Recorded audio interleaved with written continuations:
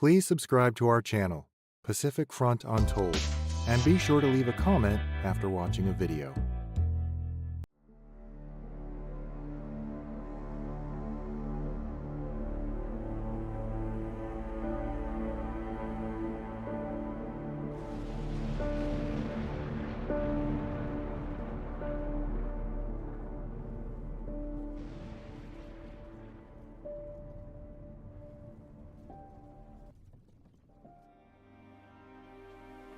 December 7th, 1941, a date which will live in infamy. The United States of America was suddenly and deliberately attacked by naval and air forces of the Empire of Japan.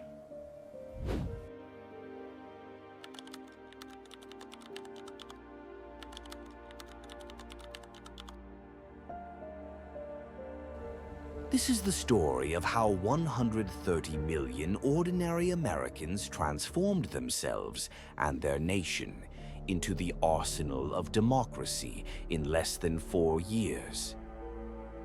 On December 8th, Congress declared war with only one dissenting vote. President Roosevelt didn't just ask for a declaration, he asked for everything. Factories, farms, kitchens, scrap drives, paychecks. Nothing was off limits anymore. The government launched the greatest propaganda and morale campaign in history. The Office of War Information coordinated Hollywood, radio stars, and even Disney. Mickey Mouse wore a soldier's helmet. Donald Duck taught you how to pay taxes. Every medium repeated the same message: victory starts at home. 6 million women entered the paid workforce for the first time, many in jobs they'd been told they could never do. Rosie the Riveter wasn't just a poster. She was your neighbor, your sister, your wife. By 1943, women made up 36% of the total labor force. They built bombers, tanks, and Liberty ships faster than the enemy thought humanly possible. Cutaway line you can deliver with a smile. Fun fact, the B-29 superfortress that later dropped the atomic bombs, over half the workers on the assembly line were women. In 1939, the U.S. produced fewer than 1,000 military aircraft total.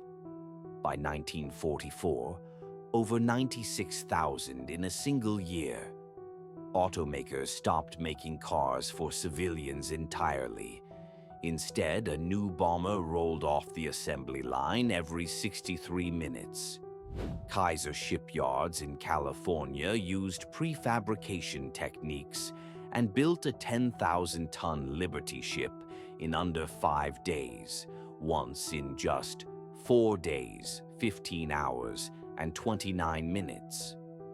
Every American felt the war in their daily life. Gasoline, tires, sugar, coffee, butter, shoes, and even canned goods were rationed. Families got coupons, about 1/2 pound of sugar per person per week. People ripped up their lawns for victory gardens. By 1944, they produced 40% of the nation's fresh vegetables. Kids collected pots, pans, old tires, even lipstick tubes, anything with metal or rubber. One scrap drive gathered 50,000 tons of old keys alone. The government needed cash, trillions in today's money, so they sold it to the public. 8 massive war loan drives. Movie stars, comedians, even Bugs Bunny sold bonds. By the end of the war, Americans had purchased $185 billion in bonds, roughly $3 trillion today. 1 out of every 2 adults bought them regularly through payroll deduction. Every coastal city practiced blackouts. Air raid wardens patrolled neighborhoods with flashlights and whistles. School children learned duck and cover long before the Cold War. People genuinely believed invasion was possible. Not every part of the Homefront story is heroic. In one of the darkest chapters, 120,000 Japanese Americans, 2/3 of them U.S. citizens, were forcibly removed from the West Coast and sent to internment camps.